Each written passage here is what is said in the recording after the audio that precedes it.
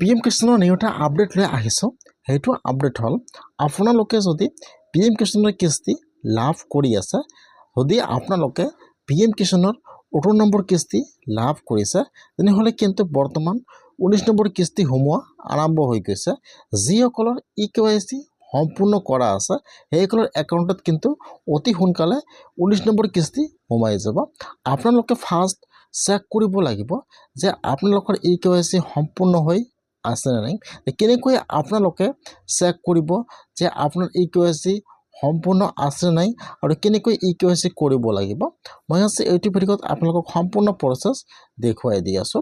আপোনালোকে ভিডিঅ'টো সম্পূৰ্ণকৈ চাই ল'ব, স্কিপ নকৰাকৈ। এতিয়া আপোনালোকে ফাৰ্ষ্ট PM কিষাণৰ অফিচিয়েল ৱেবছাইটত আহি যাব। মই কিন্তু আপোনাৰ সুবিধাৰ কাৰণে ৱেবছাইটৰ লিংকটো মই ডিছক্ৰিপশ্যনত দি দিছোঁ। আপোনালোকে ডাইৰেক্ট ক্লিক কৰি ফাৰ্ষ্ট এইটো ৱেবছাইটত আহি যাব। হোৱাৰ পিছত আপোনালোকে ফাৰ্ষ্ট ইয়াত আপোনাৰ ব্ৰাউজাৰটো ডেস্কটপ চাইড কৰি ল'ব। এতিয়া কিন্তু এইটো হোম পেজ অ'পেন হৈ যাব এনেকুৱাকৈ। এতিয়া আপোনালোকে অলপমান তলত আহি যাব।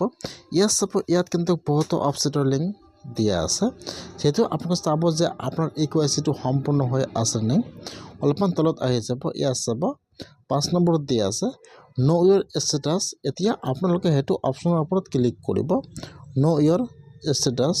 এতিয়া এইটো পেজ অ'পেন হৈ যাব এনেকুৱাকৈ। এতিয়া ইয়াত চাব দিয়া আছে ইণ্টাৰ ৰেজিষ্ট্ৰেশ্যন নম্বৰ আৰু কেপচা গেট OTP। যিহেতু আপোনালোকে আপোনাৰ PM কিষাণৰ নম্বৰটো নাজানে, সেইকাৰণে আপোনালোকে ওপৰত চাব দিয়া আছে নো ইয়ৰ ৰেজিষ্ট্ৰেশ্যন নম্বৰ। এতিয়া আপোনালোকে ফাৰ্ষ্ট কিন্তু আপোনাৰ ৰেজিষ্ট্ৰেশ্যন নম্বৰটো চেক কৰিব লাগিব। যদি জানে ইয়াত বহাই দিব, আৰু যদি নাজানে তেনেহ'লে আপোনালোকে সেইটো ক্লিক কৰি এতিয়া এইটো পেজ অ'পেন হৈ যাব এনেকুৱাকৈ। ইয়াত চাব দুটা অপশ্যন দিয়া আছে আধাৰ কাৰ্ড এণ্ড মোবাইল নম্বৰ। এতিয়া আপোনালোকে ইয়াত দুটা অপশ্যন দি চাব পাৰিব আধাৰ কাৰ্ড আৰু মোবাইল নম্বৰ। এতিয়া আপোনালোকে ইয়াৰ পৰা সেইটো অপশ্যন ফাৰ্ষ্ট ছিলেক্ট কৰি ল'ব। যদি আপোনালোকে আধাৰ কাৰ্ড চেক কৰি ইয়াত আপোনাৰ আধাৰ কাৰ্ড নম্বৰটো বহাই দিব। আধাৰ কাৰ্ড নম্বৰ ছিলেক্ট কৰিব, ইয়াত আপোনাৰ আধাৰ কাৰ্ড নম্বৰটো বহাই দিব। ইয়াত যিটো কেপচা আহি যাব, এতিয়া কেপচাটো বহাই দিব। কেপচাটো বহাই দি আপোনালোকে এতিয়া গেট OTPত ক্লিক কৰিব। লগে লগে কিন্তু আপোনাৰ মোবাইল নম্বৰত OTP আহি যাব, আধাৰ OTP। এতিয়া আপোনালোকে ইয়াত যিটো আপোনাৰ আধাৰ কাৰ্ডৰ OTP আহি যাব, ইয়াত আপোনাৰ আধাৰ কাৰ্ডৰ OTPটো বহাই দিব, ইণ্টাৰ OTP। আধাৰ কাৰ্ডৰ OTPটো বহাই দি আপোনালোকে এতিয়া গেট ডিটেইলছৰ ওপৰত ক্লিক কৰিব, গেট ডিটেইলছ। যেতিয়া আপোনালোকে সেইটো অপশ্যন ক্লিক কৰিব, এতিয়া কিন্তু ইয়াত আপোনাৰ PM কিষাণৰ ৰেজিষ্ট্ৰেশ্যন নম্বৰটো ইয়াত আহি যাব, আৰু যিটো আপোনাৰ নেম আছে ইয়াত নেমটো আহি যাব। ফাৰ্ষ্ট আহি যাব আপোনাৰ ৰেজিষ্ট্ৰেশ্যন নম্বৰ, 2 নম্বৰত আহি যাব আপোনাৰ ফুল নেম। এতিয়া আপোনালোকে ইয়াৰ পৰা আপোনাৰ ৰেজিষ্ট্ৰেশ্যন নম্বৰটো কপি কৰি লৈ ল'ব। এইটো হৈছে PM কিষাণৰ ৰেজিষ্ট্ৰেশ্যন নম্বৰ। আপোনালোকে ফাৰ্ষ্ট ইয়াৰ পৰা নম্বৰটো কপি কৰি লৈ ল'ব। তাৰপিছত আপোনালোকে আৰু এবাৰ হোম পেজত আহি যাব। অহাৰ পিছত এতিয়া ইয়াত চাব, ইয়াত এইটো পেজ অ'পেন হৈ যাব। ইয়াত চাব ফাৰ্ষ্ট দিয়া আছে ৰেজিষ্ট্ৰেশ্যন নম্বৰ। এতিয়া আপোনালোকে নম্বৰটো সেইটো ঘৰত বহাই দিব। এতিয়া আপোনাৰ তাত যিটো কেপচা আহি যায়, কেপচাটো সেইটো ঘৰত বহাই দিব। কেপচাটো বহাই দি আপোনালোকে এতিয়া গেট OTPত ক্লিক কৰিব। যিটো আপোনাৰ মোবাইল নম্বৰ দিয়া আছে PM কিষাণত, তাত কিন্তু OTP আহি যাব, 4 ডিজিট OTP। এতিয়া আপোনালোকে OTPটো ইয়াত বহাই দিব, ইণ্টাৰ OTP।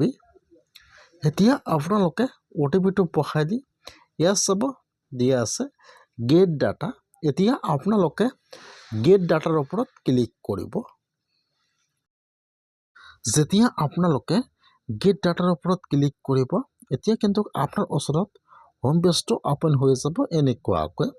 ইয়াত আপোনাৰ ৰেজিষ্ট্ৰেশ্যন নম্বৰ আহি যাব, আপোনাৰ ফুল নেম আহি যাব, আপোনাৰ এড্ৰেছ আহি যাব, আপোনাৰ মোবাইল নম্বৰ আহি যাব, আপোনালোকৰ ৰেজিষ্টাৰ কিমান তাৰিখে হৈছে ইয়াত ডেটটো আহি যাব। এতিয়া আপোনালোকে অলপমান তলত আহি যাব। ইয়াত চাব দিয়া আছে FT অফ প্ৰচেছ। ইয়াত চাব ইয়াছত টিক মাৰ্ক দিয়া আছে, তাৰ মানে কিন্তু আপোনাৰ KYCটো সম্পূৰ্ণ হৈ আছে। আপোনাৰ একাউণ্টত ডাইৰেক্ট 19 নম্বৰ কিস্তিটো সোমাই যাব। ইয়াত চাব সকলো ৰাইট চিন দিয়া আছে। যদি আপোনাৰ ইয়াত এইটো অপশ্যন নহয় তেনেহ'লে আপোনালোকে KYC কৰিব লাগিব।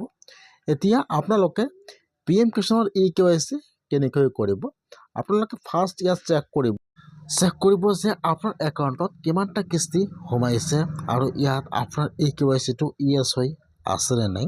যদি আপোনালোকৰ ইয়াত KYCটো ইয়েছ হোৱা নাই তেনেহ'লে কিন্তু আপোনালোকে আৰু এবাৰ KYC কৰিব লাগিব। যিটো আপোনাৰ ওচৰত চিগনেচাৰ আছে তাত চাই কিন্তু আপোনালোকে KYCটো সম্পূৰ্ণ কৰিব লাগিব। আৰু যদি আপুনি নিজে কৰে কেনেকৈ আপোনালোকে KYC নিজে কৰিব মই আপোনালোকে সেইটো প্ৰচেছ নেক্সট ভিডিঅ'ত দেখুৱাই দিম। আপোনালোকে ফাৰ্ষ্ট চেক কৰিব যে KYC আছে